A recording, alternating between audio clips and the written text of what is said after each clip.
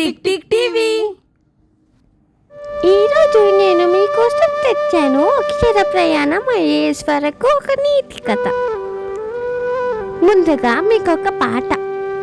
అక్షరాల వానలో ఆశల వెలుగు, చదువు మార్గంలో వెలసిన తారలు, తల్లి చేతి ఆశీర్వాదంతో చిన్నారి దేశానికి వెలుగు, చిన్న చెట్టు నాటిన చిన్ని చేతులు నేటి నిండు భవిష్యత్తుకి మూలం. ఒక కళ, ఒక ఆశ, ఒక అడుగు, ఇది అక్షర ప్రయాణం. కథలోకి వెళ్తే, ఓ గ్రామంలో పచ్చటి చెట్ల మధ్య ఓ చిన్నారి పాప అక్షర పుట్టింది. ఆమెకి పుస్తకాలంటే ప్రాణం. అమ్మ సుష్మ రోజు అక్షరకి అక్షరాలు నేర్పేది. ఆ ఫర్ అక్క, ఆ ఫర్ ఆముదం. అమ్మమ్మ పక్కన కూర్చొని పువ్వుల పరిమళం మధ్య చదువుతుండేది. చిన్నప్పటి నుంచే అక్షరకు ఒక కళ. నాన్న, నేను ఒకరోజు ఐఏఎస్ కావాలి. రోజులు గడుస్తున్నాయి. పాఠశాలకి వెళ్ళే ప్రతిరోజు కొత్త ఆశ. అక్కడికే వర్షం పడుతుంది, కానీ అక్షర చేతిలో పుస్తకం, నెత్తిపై ఒక పొడవాటి చెద్దరు. తాతయ్య మాట్లాడారు, చెట్టు నాటి పండు వేయించు. చదువు కూడా అలాంటి పండు కదా అక్కి. ఒకరోజు విద్యుత్ లేదు, మరొక రోజు పుస్తకాలు కొనడానికి డబ్బు లేదు. అయినా అక్షర తల్లితో చెబుతుంది, అమ్మా, నేను ఒకరోజు ఐఏఎస్ అవుతాను.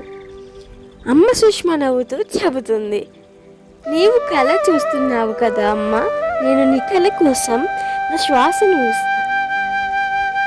10వ తరగతి ఫస్ట్, ఇంటర్ టాపర్, యూపీఎస్సీ స్కాలర్షిప్తో హైదరాబాదు ప్రయాణం.